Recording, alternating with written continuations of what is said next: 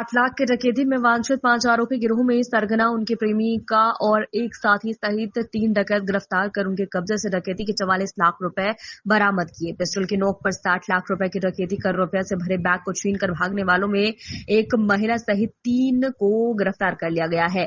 डकैत के कब्जों से डकैती की राशि में 44 लाख रुपए बरामद हुए हैं। गिरोह का सरगना तिलक लोहिया को डकैती की राशि में से 44 लाख रुपए सहित दिल्ली से गिरफ्तार किया गया।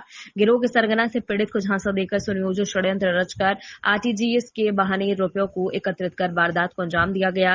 गिरोह के 5 सदस्य परिवादी के फ्लैट पर पहुंचकर पहले रुपयों से भरा बैग देखा। उसमें रुपए होने पर तुरंत पिस्टल दिखाकर बैग छीनकर यूपी नंबर के सियाज व अन्य वाहनों से फरार हो गए। गिरोह के मास्टरमाइंड तिलक लोहिया के विरुद्ध अलग अलग थानों में हत्या, लूट, मारपीट आदि के प्रकरण खुलासा किया है। वारदात किसने की, कैसे खुलासा हुआ?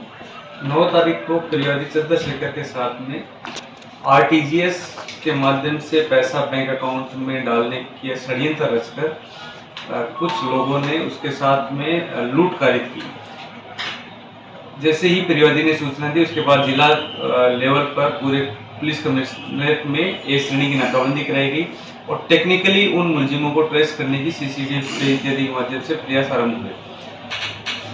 मामले के अनुसंधान के दौरान ये तथ्य सामने आया कि उनके यहाँ किराएदार के तौर पर रह रहे तिलक लोहिया, सचिन, सुमित, अर्चना सिंह, इन सब लोगों ने मिलकर एक षड्यंत्र रचा जिसमें उससे नगद रुपए लेकर और फिर उसका कमीशन देकर और आरटीजीएस उसके अकाउंट में डलवाने का उससे वायदा किया। इसी पर जब उसने ये पैसे सुपुर्द किए तो उसको पिस्तौल दिखाकर और उससे बैग लूट के ले गए। इसी क्रम में एसएचओ मुरलीपुरा की टीम ने उन मुलजिमों का पीछा करके मुलजिम तिलक लोहिया को दिल्ली से अरेस्ट किया। उसके बाद में 44 लाख की रिकवरी मुलजिमों से हुई। उसके बाद में अर्चना सिंह को और अजय दान उसको भी अरेस्ट किया गया। अनुसंधान के दौरान ये तथ्य सामने आया कि इस पूरे षड्यंत्र में अभी तक जो भूमिका सामने आई है, इसमें 5 लोगों की भूमिका सुनिश्चित होने के कारण मुकदमा डकैती की धाराओं में कन्वर्ट किया गया है।